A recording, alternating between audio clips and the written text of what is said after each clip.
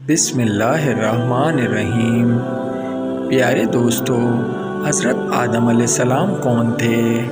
اور اللہ تعالیٰ نے حضرت آدم علیہ السلام کو کس چیز سے پیدا کیا تھا،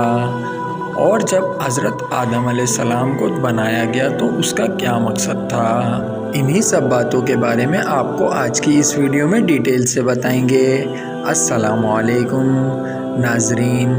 اگر آپ چینل پہ پہلی بار آئے ہیں تو چینل کو سبسکرائب کر کے بیل آئیکن کو پریس کر لیں۔ اللہ پاک نے جب حضرت آدم علیہ السلام کو پیدا کرنے کا ارادہ کیا تو فرشتوں سے فرمایا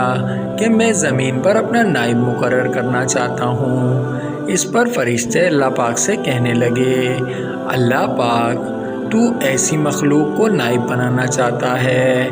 جو زمین پر فتنہ اور فساد پھیلائے گی، اور ہم تیری تعریف و تسبیح